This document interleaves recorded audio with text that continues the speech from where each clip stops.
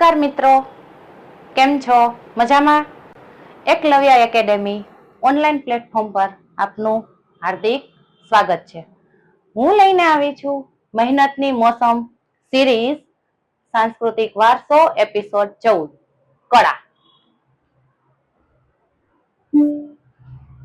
સાંસ્કૃતિક વારસો કળા તો કે કઈ કઈ કળા હોઈ શકે? નૃત્ય કલા આવી શકે, હસ્તકલા જે આપણે હાથથી બનાવી શકીએ, એ બધી કલા છે એ આપણે સાંસ્કૃતિક વારસાની અંદર આવશે. સંગીત કળા.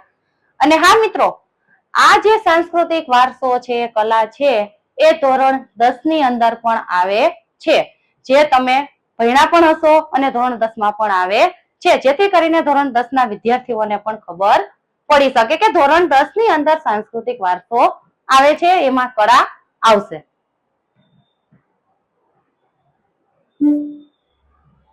હવે પહેલો MCQ તો કે ભારતીય સંસ્કૃતિ નદી કઈ નદીના કિનારે વિકસી હતી?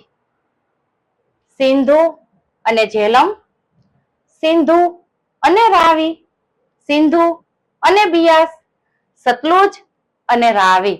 તો કે કઈ નદીના કિનારે? તો કે સંસ્કૃતિ આપણી છે એ સિંધુ નદીના કિનારેથી આવેલી છે, એટલા માટે સિંધુ અને ઝેલમ નથી, સિંધુ અને રાવી નદી છે એ રાઈટ આન્સર છે.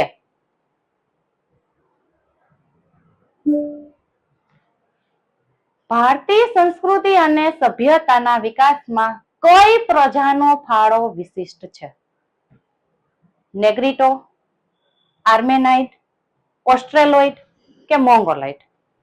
તો કે ઓસ્ટ્રેલોઇડ પ્રજા. શા માટે ઓસ્ટ્રેલોઇડ પ્રજા જ ગણવામાં આવે છે? કારણ કે તે ધર્મની અંદર માનતી હતી. ઓસ્ટ્રેલોઇડ પ્રજા ધર્મમાં માનતી હતી અને બુદ્ધિશાળી પણ હતી. બુદ્ધિશાળી પ્રજા હતી પ્લસ ધર્મની અંદર માનતી હતી, તેથી કરીને સંસ્કૃતિ અને સભ્યતાના વિકાસમાં ઓસ્ટ્રેલોઇડ પ્રજાનો ફાળો સૌથી વધારે છે. આપણી રાષ્ટ્ર મુદ્રામાં નીચેના પૈકી કઈ આકૃતિ નથી? જે આપણે રાષ્ટ્ર મુદ્રા જોઈ હશે એમાંથી કઈ આકૃતિ નથી આવતી? તો કે 4 સિંહની, બળદની, ઘોડાની કે વાઘની? કઈ નહીં આવી શકે. ચાલો મિત્રો, વાઘની, કારણ કે વાઘની આકૃતિ છે એ આપણે રાષ્ટ્ર મુદ્રામાં આવેલ નથી. હવે આવશે પાટણ શહેર કયા પ્રકારની સાડી માટે પ્રખ્યાત હતું? હવે તમને અને મને બંનેને ખબર હશે કે પાટણ શહેર છે એ શેના માટે પ્રખ્યાત છે? શા માટે? તો બનારસી સાડી માટે? તો કે ના. બાંધણી માટે? તો કે ના. કાંજીવરમ માટે? તો કે ના. કયો આવશે રાઈટ આન્સર? પટોળું. પાટણ શહેરનું પટોળું છે એ પ્રખ્યાત છે. હવે પટોળું છે તો શા માટે પ્રખ્યાત છે? ઈ પણ પાટણ શહેરનું. કારણ કે ત્યાંનું પટોળું છે એ બંને બાજુ વણાટથી કરવામાં આવે છે. બંને બાજુ વણાટ કરેલ હોય છે પટોળાની અંદર. તમે જે જગ્યાએથી જોવો ડિઝાઇન તમને સરખી લાગશે. હાથથી બનાવવામાં આવે છે, ડિઝાઇન સરખી એક સરખી. તમે ગમે તે જગ્યાએથી જોવો કે એક સાઈડ થી પણ જોશો તો પણ તમને એ પટોળાની ડિઝાઇન છે એ એક સરખી લાગશે. હવે ઇક્ત એટલે શું? છપાઈ, વણાટ, ગૂંથણ કે ભરત? આપણે આગળ MCQ માં જોયું કે પાટણનું પટોળું છે એ કેનાથી કરવામાં આવે છે? વણાટથી. ઇક્ત એટલે વણાટ.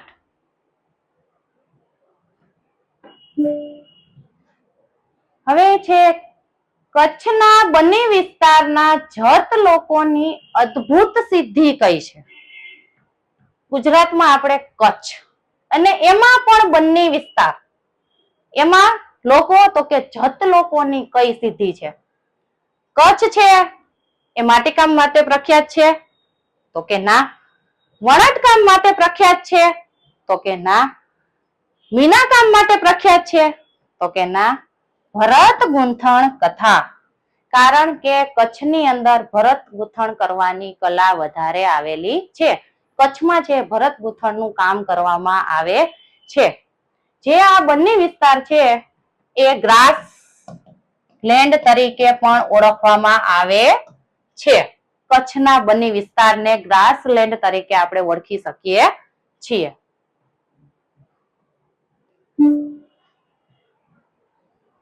હવે બધી કલાઓમાં કઈ કલાનું સ્થાન સૌથી મોખરે છે? ચાલો, કઈ કળા કે જે વધારે મોખરે ગણવામાં આવે છે, વધારે પ્રખ્યાત છે? તો કે નૃત્ય કલા, નાટ્ય કલા, સંગીત કલા કે ચિત્રકલા? કઈ આવશે? રાઈટ આન્સર છે ચિત્રકલા. શા માટે ચિત્રકલા જ કહેવામાં આવે છે? કારણ કે એ રેખા અને રંગ દ્વારા પ્રદર્શિત કરવામાં આવે છે. તમે કાંઈ પણ ચિત્ર દોરશો તો તમે રેખા દ્વારા એને પ્રદર્શિત કરશો, રંગ એમાં પૂરશો, ત્યારે તમને ચિત્રની આબેહૂબ પ્રકૃતિ જે તમને દેખાવામાં આવે છે કે કઈ રીતના છે એ તમે જે ચિત્ર દોર્યું છે એમાં કલર તમે પૂર્યા છે. આબેહૂબ એક તમને જે ચિત્ર બતાવવામાં આવે છે, તમને એવો અહેસાસ થાય છે કે નહીં આ ચિત્ર છે ખરેખર આ રીતના હોય છે.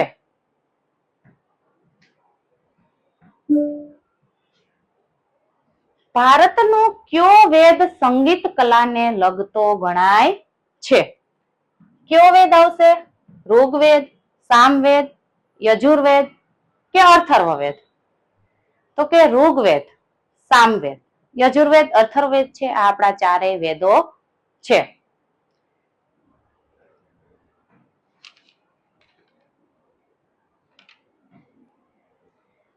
ઋગ્વેદ છે એમાં સંસ્કૃતના ભજન આવેલા છે.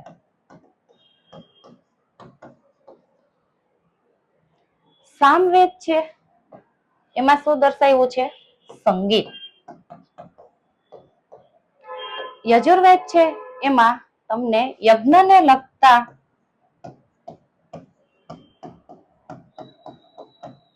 મંત્રો દર્શાવવામાં આવેલ છે. તો શેમાં એનો ઉલ્લેખ થયો છે?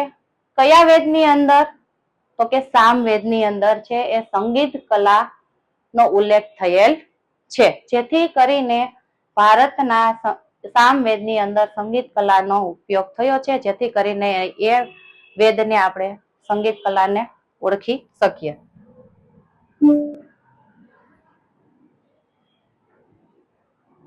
નીચેનામાંથી કયો પ્રકાર રાગનો નથી? તો પહેલા તો રાગના કેટલા પ્રકાર છે? રાગના 5 પ્રકાર છે. મેઘ, દીપક, શ્રી, હિંડોળ અને ભૈરવી. આ 5 પ્રકાર છે. જ્યોત તો એ રાગનો પ્રકાર નથી. ટોટલ રાગના 5 પ્રકાર છે. મેઘ, દીપક, શ્રી, હિંડોળ અને ભૈરવી. તો જ્યોત છે એ રાગનો પ્રકાર નથી.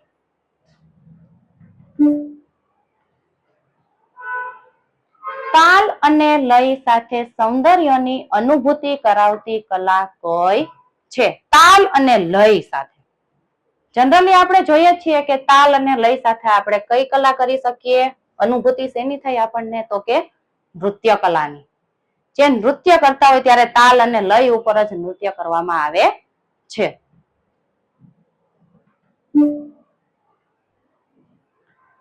કુચીપુડી નૃત્યનો પ્રકાર કયા પ્રદેશ સાથે સંકળાયેલો છે? કુચીપુડી નૃત્ય આંધ્રપ્રદેશ. તે સ્ત્રીઓ દ્વારા પ્રદર્શિત કરવામાં આવે છે. તે તાલ અને લય ઉપર કરે છે. જે નૃત્ય છે એ સ્ત્રીઓ દ્વારા આંધ્રપ્રદેશની અંદર પ્રખ્યાત છે. ઓડિશામાં પણ નથી, કેરળમાં પણ નથી, આસામમાં પણ નથી. કુચીપુડી નૃત્ય છે આંધ્રપ્રદેશની અંદર પ્રખ્યાત છે. હવે નાટ્યશાસ્ત્રની રચના કોણે કરી છે? તો કે કોણે નાટ્યશાસ્ત્રની રચના કરી? ભવભૂતિએ, યાજ્ઞવલ્ક્ય મુનિએ, મહાકવિ કાલિદાસ કે ભરત મુનિએ? ભરત મુનિ છે એ રાઈટ આન્સર છે. ભવભૂતિ પણ નથી આવતા, યાજ્ઞવલ્ક્ય મુનિ પણ નથી, મહાકવિ કાલિદાસ પણ નથી અને ભરત મુનિએ નાટ્યશાસ્ત્રની રચના કરેલ છે. હવે નૃત્યના આદિદેવ કોણ હતા? નૃત્ય છે એ કેવી રીતે આવ્યું નૃત્ય? તો એવું માનવામાં આવે છે કે નૃત્યના આદિદેવ છે કોણ છે? આમાંથી શિવ, નટરાજ, નારદ, વિષ્ણુ કે બ્રહ્મા? રાઈટ આન્સર છે તો કે શિવ, નટરાજ. એવું માનવામાં આવે છે કે પૃથ્વી પર નૃત્ય શીખડાવવા માટે, દર્શાવવા માટે શિવ, નટરાજ છે એને પહેલા નૃત્ય કરેલું હતું અને એવું માનવામાં આવે છે કે નૃત્યના આદિદેવ છે શિવ, નટરાજ હતા.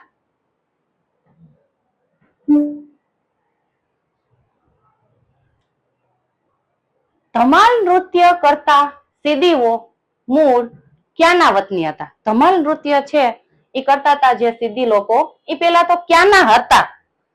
તો કે રાજસ્થાન, આંદામાન, આફ્રિકા કે થાઈલેન્ડ? રાઈટ આન્સર છે આફ્રિકા. પણ અત્યારે આપણા ગુજરાતમાં ગીરની મધ્યમાં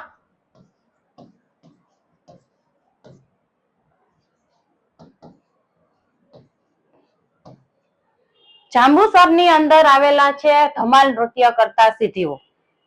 કઈ જગ્યાએ સિદ્દીઓ એના વતની મૂળ હતા? આફ્રિકામાં અને અત્યારે આપણે ગીરની મધ્યમાં આવેલ છે.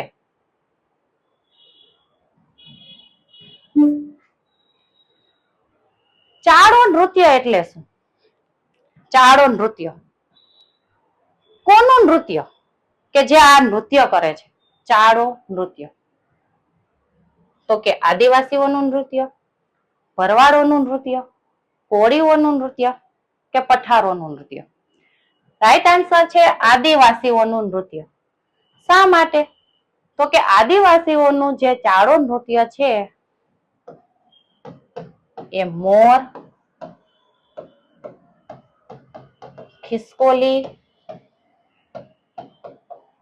અને ચકલી જેવા અવાજો કાઢે છે, જેથી કરીને એ નૃત્ય છે એ ચાડો નૃત્ય તરીકે પણ ઓળખવામાં આવે છે. એ આદિવાસીઓનું નૃત્ય છે અને મોર, ખિસકોલી, ચકલી જેવા અવાજ કાઢે છે, જેથી કરીને તમને આબેહાબ એવું તમને દર્શન થઈ શકે કે આ નૃત્ય છે એ ખરેખર આદિવાસીઓનું નૃત્ય ગણવામાં આવે છે.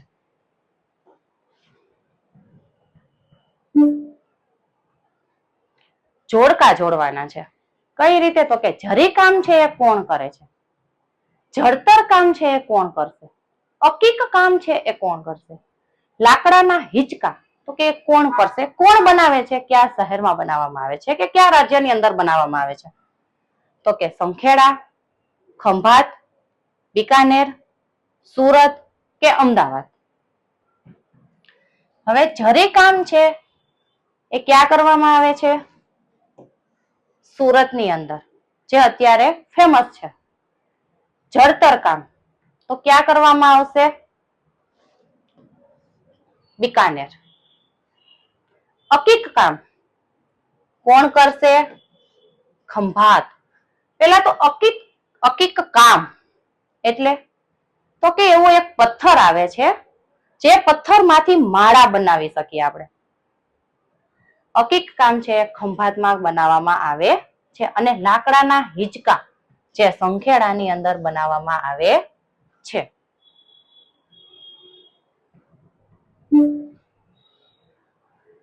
એવું આપણે આગળ જોડકામાં જોયું કે અકીક નું કામ કઈ જગ્યાએ કરવામાં આવે છે. આપણે જોયું હતું તો કે અકીકના પથ્થરોની માળા કે મણકા કોણ તૈયાર કરે છે? ખંભાતના કારીગરો, સંગીતકાર, રત્ન કલાકાર કે કથક? આપણે જોયું કે ભાઈ અકીકનું જે કામ છે એ ખંભાતમાં થાય છે, પરંતુ અહીંયા શું કીધું છે? કોણ તૈયાર કરે છે? તો કે ખંભાતના કારીગરો. શા માટે ખંભાતના કારીગરો? તો કે એ લોકો છે એ જે અકીકના પથ્થર આવે છે એની માળા બનાવે છે અને એનું જડતર પણ કરે છે માળા બનાવીને એક એવી સરસ માળા બને જેથી કરીને એ કારીગર છે કામ કરી શકે છે અને એ પણ ખંભાતના કારીગરો પાસે એવી કલા છે કે એ અકીકના પથ્થરને ગમે તેમાં જડીને એની આખી જે માળા છે એ તૈયાર કરે છે. કથન કરે સો કહાવે, આ વાક્ય પરથી ક્યું નૃત્ય ઉતરી આવ્યું છે?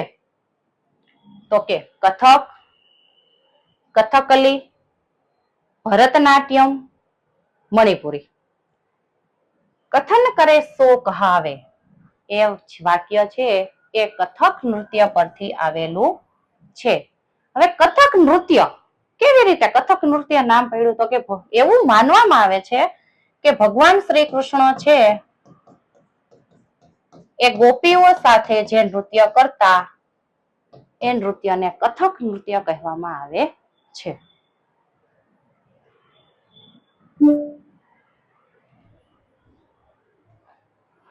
ભારતીય સંગીતના 5 રાગો ભગવાનના કયા મુખેથી ઉત્પન્ન થયેલા હોવાનું મનાય છે?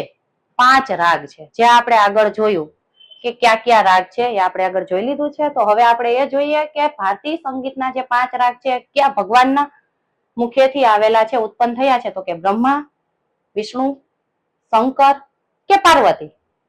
આન્સર આવશે શંકર. એના મુખેથી છે 5 રાગ ઉત્પન્ન થયેલ છે. મહાત્મા ગાંધીએ સેના ઉદ્યોગ ગૃહ ઉદ્યોગને સવિશેષ મહત્વ આપ્યું છે? તો કે હાથ વણાટ, કાંતર વણાટ, હસ્તકલા કે મૂર્તિ? તેને વધારે મહત્વ આપ્યું હતું મહાત્મા ગાંધીએ? સ્વદેશી હતા આપણા મહાત્મા ગાંધી, પોતાનું જ અપનાવતા આપણે કે ભાઈ જે દેશમાં આપણે બને છે એનો જ આપણે ઉપયોગ કરવાનો છે. તો કે એના માટે કાતર વણાટ ગાંધીજીએ એ ગૃહ ઉદ્યોગને મહત્વ વધારે આપ્યું હતું. બધા કરતા વધારે મહત્વ કાતર વણાટને આપવામાં આવ્યું.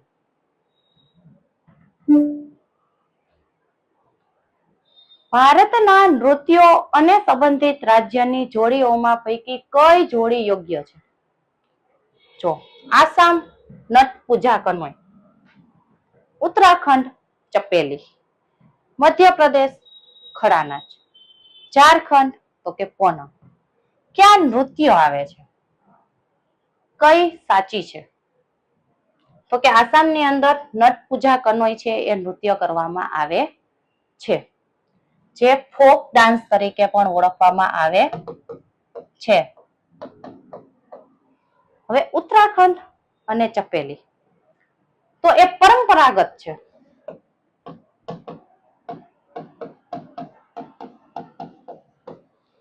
મધ્યપ્રદેશમાં ખડા નાચ, જે ખડા નાચ છે એ પણ સ્ત્રીઓ દ્વારા નૃત્ય કરવામાં આવે છે જે લાકડાના ટેકા ઉપરથી પણ નૃત્ય કરી શકે છે. મધ્યપ્રદેશ તો કે આસામમાં નટ પૂજા કનોઈ, ઉત્તરાખંડમાં ચપેલી, મધ્યપ્રદેશમાં ખડા નાચ.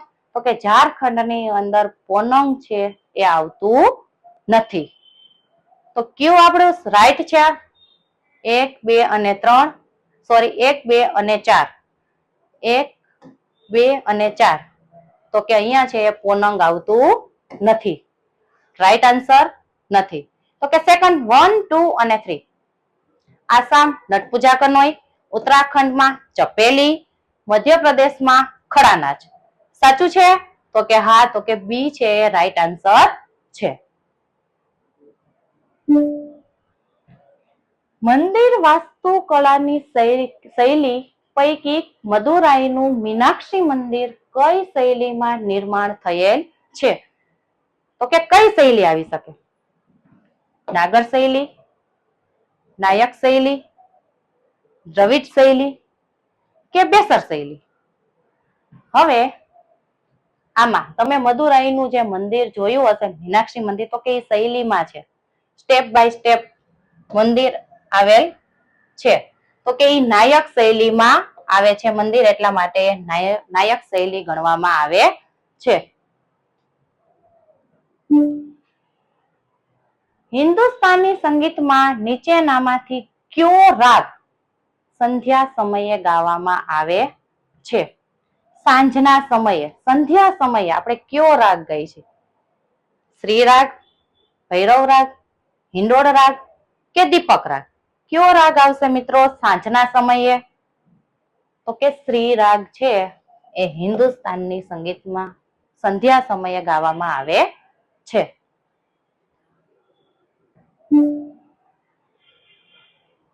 કયો યુગ કલાનો સુવર્ણ યુગ કહેવાય છે? આ 4 યુગ છે: ગુપ્ત યુગ, પાષાણ યુગ, રાજકીય યુગ કે મૌર્ય યુગ? કયો યુગ આવશે જે સુવર્ણ યુગ ગણવામાં આવે છે?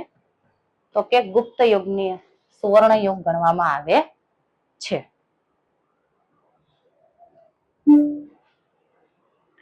નૃત્ય એ તાલ અને લય સાથે શેની અનુભૂતિ કરાવે છે? નૃત્ય છે એ તાલ અને લય, જ્યારે નૃત્ય કરતા હોય છીએ ત્યારે તમે જોતા હશો કે કેની અનુભૂતિ થાય છે? તો કે સૌંદર્યની થાય અનુભૂતિ, કે કેવી રીતે નૃત્ય અને તાલ થાય છે?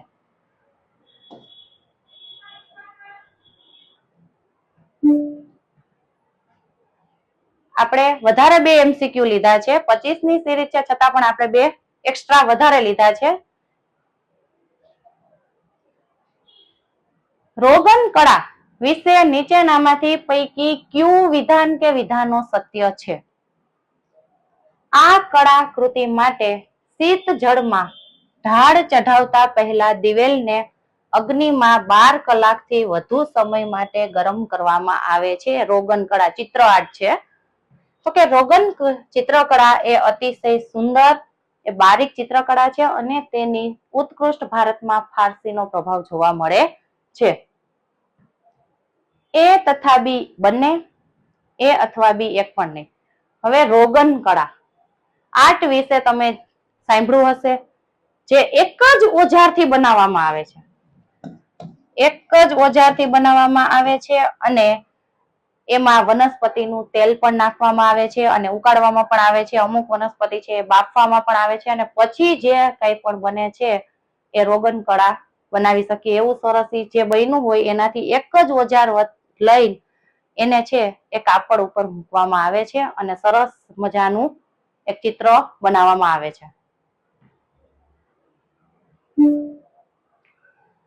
ગુજરાતના હુડો નૃત્ય વિશે નીચેનામાંથી પૈકી કયું વિધાન કે કયા વિધાનો સાચા છે?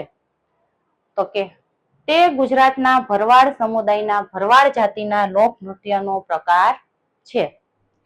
બીજું તો કે તેમાં નૃત્યના અંતે પોતાના જીવન સાથીની પસંદગી કરવાની પરંપરા છે.